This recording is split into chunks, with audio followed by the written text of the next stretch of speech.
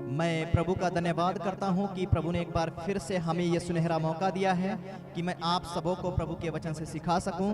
मेरे प्रियो, आज का मेरा टॉपिक है इज़राइल और फ़लस्तीन का युद्ध क्यों हो रहा है। और आज प्रभु के वचन से सीखेंगे कि इज़राइल और फ़लस्तीन का युद्ध कब से और क्यों हो रहा है, क्योंकि आज के समय में दुनिया के अंदर इज़राइल और फ़लस्तीन की लड़ाई को लेकर चर्चा का विषय बना हुआ है। और जब भी आज आप सोशल मीडिया पे देखते हैं, चाहे वो यूट्यूब हो या फेसबुक हो या आप न्यूज़ चैनल को देख लीजिए, हर जगह पे ही सिर्फ और सिर्फ इज़राइल और फ़लस्तीन की लड़ाई का ही चर्चा चल रहा है। और वो तो कर ही रहे हैं, क्योंकि उनको तो कुछ मालूम नहीं है कि ये लड़ाई क्यों हो रहा है, कब से हो रहा है और इसका आगे परिणाम क्या होगा। ये सारी लड़ाइयों के विषय में ना तो न्यूज़ चैनल वालों को मालूम है और ना ही तो किसी यूट्यूबर को मालूम है।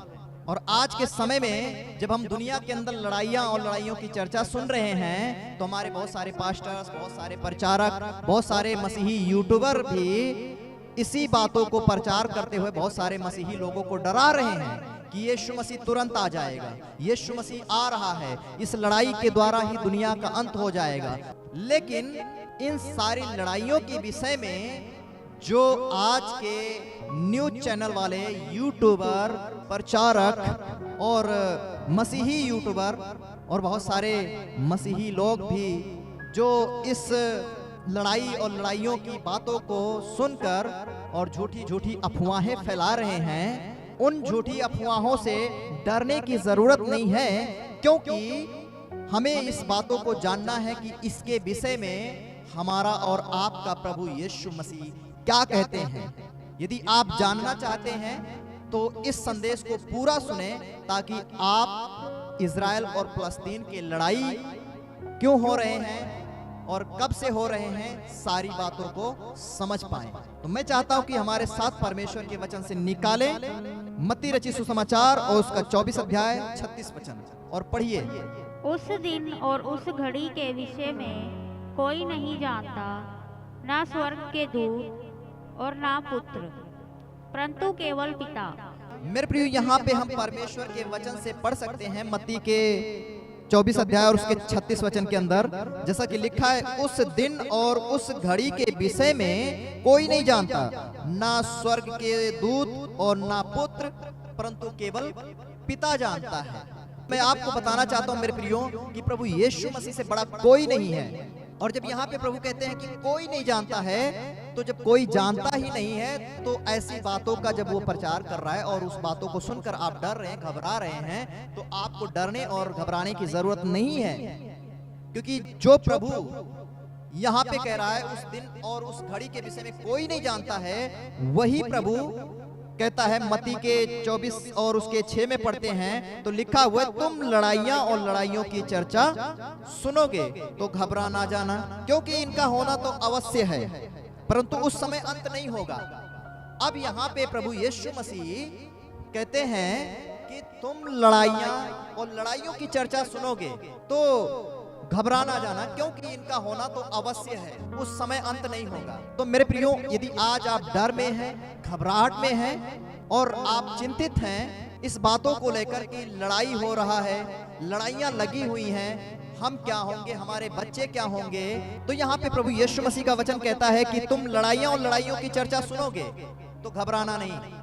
हो सकता है आप न्यूज़ चैनल के माध्यम से, यूट्यूब के माध्यम से, प्रचारक के माध्यम से, यूट्यूबर के माध्यम से लड़ाइयों की चर्चा सुन रहे हैं, लेकिन आप सुनकर घबराएं नहीं, आप सुनकर डरिए नहीं, आप सुनकर भयभीत ना होइए, क्योंकि यदि आप इस लड़ाई को लेकर डरे हुए हैं तो आपको मैं एक बात बताना चाहता हूं कि ना इस लड़ाई के विषय में हकीकत जो बात है वो न्यूज़ चैनल वालों को मालूम है, और ना ही तो किसी यूट्यूबर को मालूम है, और ना ही तो जो है किसी और को मालूम है। हाँ, पास्टर को मालूम है, प्रचारक को मालूम है कि ये लड़ाई कब से हो रही है, क्यों हो रही है। और आज यदि आप डरे हुए हैं तो आपको मैं बताना चाहता हूं कि यदि आपका विश्वास प्रभु यीशु मसीह पर है, आपका रिश्ता प्रभु यीशु मसीह के साथ सही है, आप प्रभु यीशु मसीह के उपस्थिति में हैं, आप प्रभु यीशु मसीह के पवित्रता का पालन कर रहे हैं, आप प्रभु यीशु मसीह के साथ विश्वास योग्य हैं, तो जब भी प्रभु आएगा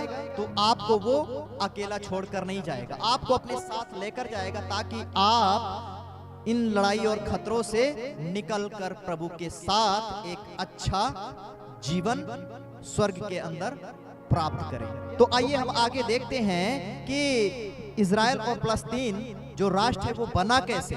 तो मैं चाहता हूं कि आप हमारे साथ निकालें उत्पत्ति की पुस्तक, उसका 32 अध्याय 26 से लेकर 28 वचन तक और पढ़िए।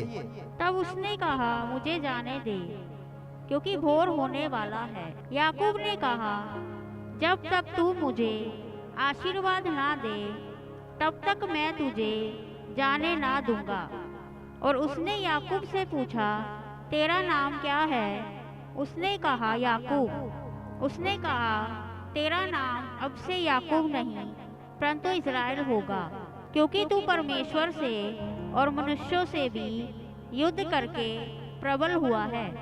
मेरे प्रियो, यहाँ पे हम परमेश्वर के वचन से बहुत साफ रीति से पढ़ सकते हैं, जैसा कि उत्पत्ति 32 अध्याय 26 से लेकर जब पढ़ते हैं तो यहाँ पे लिखा है, तब उसने कहा, मुझे जाने दे, क्योंकि भोर होने वाला है।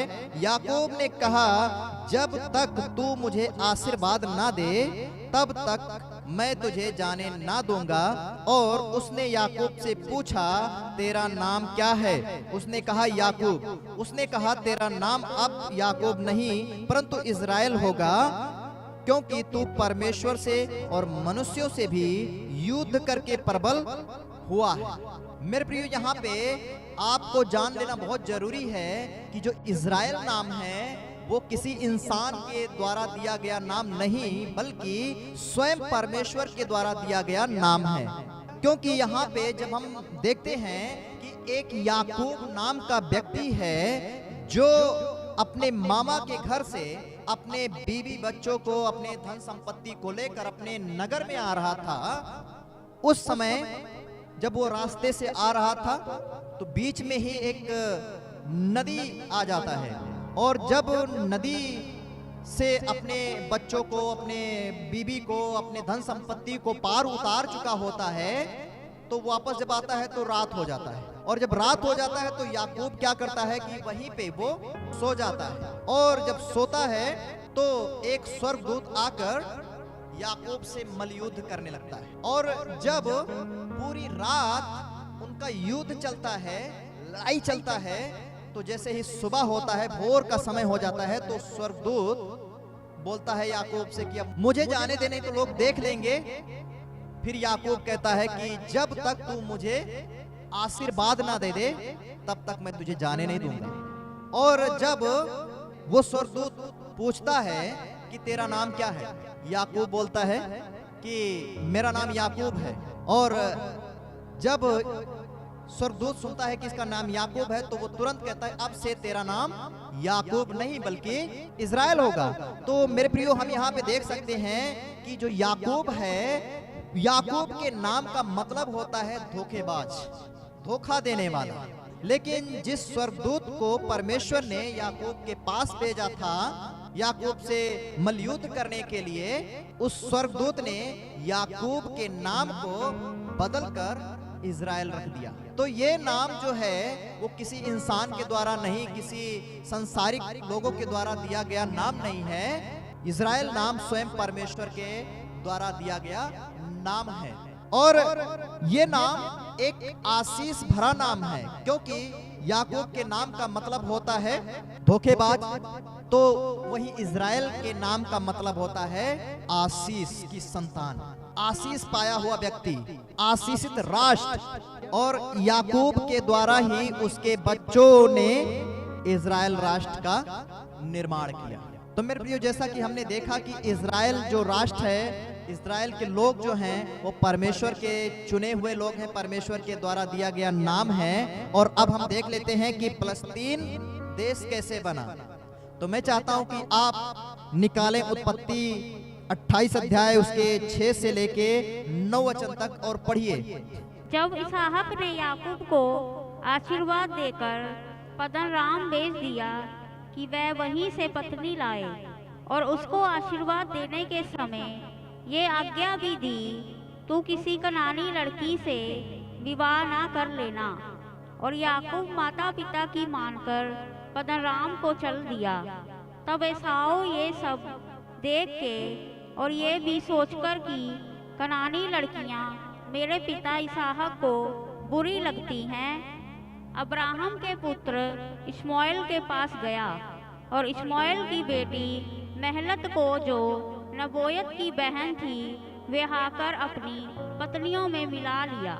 मेरे प्रिय, यहाँ पे हम बहुत साफ रीति से परमेश्वर के वचन से पढ़ सकते हैं, जैसा कि उत्पत्ति 28 अध्याय 6 से लेकर 9 वचन में पढ़ते हैं। लिखा है, जब इसहाक ने याकूब को आशीर्वाद देकर पद्दनराम भेज दिया कि वह वहां से पत्नी लाए, और उसको आशीर्वाद देने के समय यह आज्ञा भी दी, तू किसी कनानी लड़की से विवाह ना कर लेना। और याकूब अपने माता पिता की मानकर पद्दनराम को चल दिया।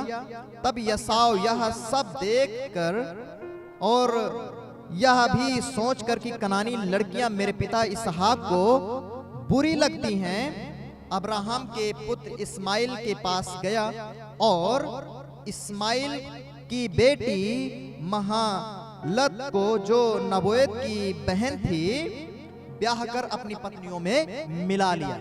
मेरे प्रिय, यहाँ पे हम परमेश्वर के वचन से देख सकते हैं कि एक व्यक्ति है एसाव, जो याकूब का भाई इसहाक का पुत्र था, और जब वो अपने पिता के आज्ञाओं के खिलाफ काम करके कनानी स्त्रियों को ब्याह लाया, जिससे इसहाक और उसकी पत्नी रिबका घृणा करते थे, चिढ़ते थे, तो रिबका ने अपने पति इसहाक से कहा कि एसाव ने कनानी स्त्रियों को ब्याह लाया है जो अशुद्ध होती हैं, और अगर याकूब ने भी कनानी स्त्रियों को ब्याह लिया तो मेरे जीवन से क्या लाभ होगा।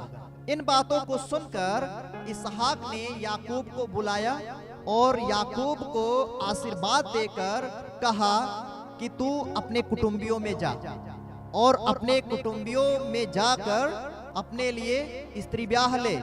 और आशीर्वाद देते समय इसहाक ने याकूब से ये भी कहा कि तू किसी कनानी लड़की से शादी मत करना। और ये बातें जब एसाव ने सुना कि मेरा पिता कनानी स्त्रियों से, कनानी लड़कियों से घृणा करता है, उन्हें तुच्छ समझता है, और कनानी लड़कियां जो हैं हमारे पिता को बुरी लगती हैं, तो एसाव सीधा गया इस्माइल के पास, जो अब्राहम और हाजिरा से उत्पन्न हुआ था, और उसके बेटी महलत को, जो नबोत की बहन थी, उससे शादी करके अपने जो है पत्नियों में मिला लिया। पहले भी जो शादी उसने किया था वो भी अन्य जाति और कनानी लड़कियों से ही शादी किया था, और बाद में अपने पिता की बातों को सुनकर जलस से भर गया, और उसके बाद में वो जाकर फिर से कनानी ही लड़की से शादी कर लिया, जिसके द्वारा फलस्तीनी लोग उत्पन्न हुए।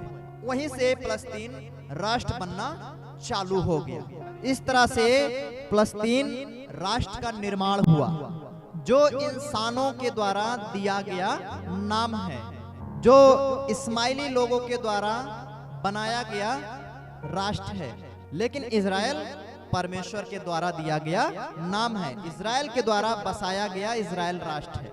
अब सवाल ये है कि जब ये दो राष्ट्र बन गए तो इनके बीच में लड़ाई कहां से आ गई। और आज हम उस लड़ाइयों और लड़ाइयों की चर्चा सुनकर घबराए हुए हैं, डरे हुए हैं। न्यूज चैनल को देखकर, यूट्यूबर को देखकर, फेसबुक के ऊपर देखकर, प्रचारकों को सुनकर भयभीत हैं, डरे हुए हैं। लेकिन इसके विषय में प्रभु यीशु मसीह का वचन जब हम पढ़ते हैं, जैसा कि मत्ती के 24 अध्याय 7 वचन में लिखा है, पढ़िए क्या लिखा है। क्योंकि जाति पर जाति और राज्य पर राज्य चढ़ाई करेगा, और जगह जगह अकाल पड़ेंगे और भूकंप होंगे। Hallelujah, hallelujah. मेरे प्रिय, यहाँ पे हम पढ़ते हैं, जाति पर जाति और राज्य पर राज्य चढ़ाई करेगा, और जगह जगह अकाल पड़ेंगे और भूकंप होंगे। ये सब पीड़ाओं का आरंभ होगा। और जाति पर जाति, राज्य पर राज्य कब से चढ़ाई कर रहा है, कब से लड़ाई कर रहा है, कब से एक जाति दूसरे जाति के विरोध में है। इस बातों को हमें यदि जानना है तो हमें फिर से उत्पत्ति के पुस्तक को पढ़ना पड़ेगा। और मैं चाहता हूं कि उत्पत्ति की पुस्तक 25 अध्याय 19 से लेकर 22 वचन तक पढ़िए। अब्राहम के पुत्र इसहाक की वंशावली ये है। अब्राहम से इसहाक उत्पन्न हुआ और इसहाक ने 40 वर्ष का होकर रिबिका से, जो पदराम की वासी अरामी बतूल्य की बेटी और अरामी लाबान की बहन थी, विवाह कर लिया। इसहाक की पत्नी बांझ थी, इसलिए उसने उसके निमित्त यहोवा से विनती की और यहोवा ने उसकी विनती सुनी। इस प्रकार उसकी पत्नी रिबिका गर्भवती हुई। लड़के उसके गर्भ में आपस में लिपट के एक दूसरे को मारने लगे। तब उसने कहा, मेरी जो ऐसी दशा रहेगी तो मैं कैसे जीवित रहूंगी? और वह यहोवा की इच्छा पूछने को गई। मेरे प्रियो, यहाँ पे हम परमेश्वर के वचन से देख सकते हैं कि इसहाक की पत्नी जब गर्भवती हुई तो उसके कोख में जुड़वा बच्चे हुए, और जब जुड़वा बच्चे पेट के ही अंदर एक दूसरे को मार रहे हैं, एक दूसरे को खींच रहे हैं, एक दूसरे को जो है अड़ंगे मारते हैं। और जब उसके कोख में ये दोनों बच्चे लड़ रहे थे तो रिबका कहने लगी कि अगर हमारी ऐसी ही हालत रहेगी तब तो मैं मर जाऊंगी, क्योंकि वो बेचारी गर्भवती और उसके बाद पेट के अंदर दो बच्चे लड़ाई कर रहे हैं, अड़ंगे मारते हैं, एक दूसरे को खींच रहे हैं। और उनके लड़ाई के कारण रिबका दर्द से परेशान है, तड़प रही है। और जब इसहाक से कहा कि अगर हमारी ऐसी ही दशा रहेगी तो मैं कैसे जिंदा रहूंगी, इसलिए इसहाक और रिबका मिलकर परमेश्वर की इच्छा पूछने के लिए परमेश्वर के सामने गए और परमेश्वर के सामने घुटने टेक कर प्रार्थना करने लगे कि प्रभु, आखिर ये बच्चे क्यों लड़ रहे हैं? आखिर ये बच्चे पेट के अंदर ही क्यों झगड़ा कर रहे हैं? आखिर ये पेट के अंदर ही एक दूसरे को क्यों लात मारते हैं, एक दूसरे को क्यों अड़ंगा मारते हैं? तो मालूम है आगे परमेश्वर का वचन क्या निकल कर आया। इसके आगे पढ़िए 23। तब यहोवा ने उससे कहा, तेरे गर्भ में 2 जातियां हैं और तेरी कोख से निकलते ही 2 राज्य के लोग अलग अलग होंगे और एक राज्य के लोग दूसरे से अधिक सामर्थी होंगे और बड़ा बेटा छोटे के अधीन होगा। तो मेरे प्रियो, यहाँ पे हम देख सकते हैं कि जब रिबका गर्भवती थी तभी परमेश्वर ने मुकर्रर कर दिया था कि उसके कोख के अंदर ही 2 जातियां उत्पन्न हुई थी, इजराइल और फलस्तीन।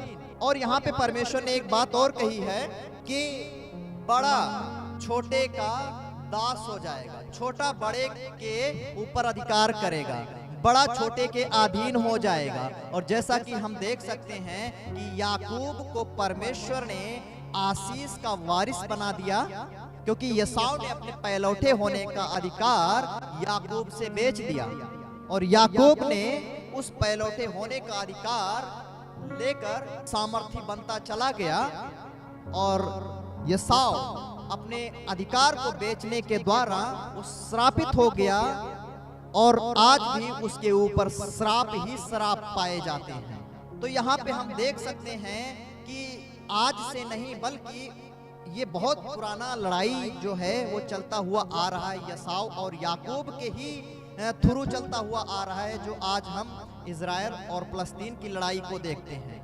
तो इस लड़ाई से आज हमें इस बातों को जानना बहुत जरूरी है कि आज भी इजराइल का परमेश्वर जिंदा परमेश्वर है, जो फलस्तीन को अपने अधीनता में रखता है। क्योंकि यहाँ पे परमेश्वर का वचन कहता है कि एक राज्य दूसरे राज्य से सामर्थी हो जाएगा।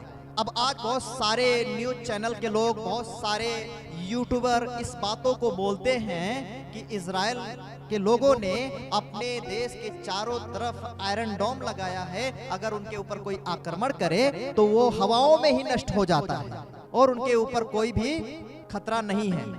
लेकिन इसके पीछे किसका हाथ है मालूम है? किसी इंसान का हाथ नहीं है, इसके पीछे परमेश्वर का हाथ है। जैसा कि हम गीतों में गाते हैं, आए तुझे जो मिटाने वो शस्त्र होंगे बेअसर। क्योंकि तेरा रचने वाला तुझ पर रखता है अपनी नजर। तो मेरे प्रियो, परमेश्वर की नजर हमेशा से याकूब इज़राइल पे और उसके पिता इसहाक पे, उसके दादा अब्राहम के ही ऊपर बनी रही, और आज परमेश्वर की नजरें इज़राइल राष्ट्र के ऊपर बनी है, और इज़राइल एक सामर्थी राष्ट्र के रूप में बना हुआ है। और इससे पहले कि कोई इज़राइल के ऊपर आक्रमण करे, परमेश्वर अपने लोगों को ऐसा ज्ञान, ऐसा बुद्धि दिया है कि उन्होंने आयरन डोम बनाकर ऊपर ही उस अस्त्र और शस्त्र को नष्ट कर देते हैं।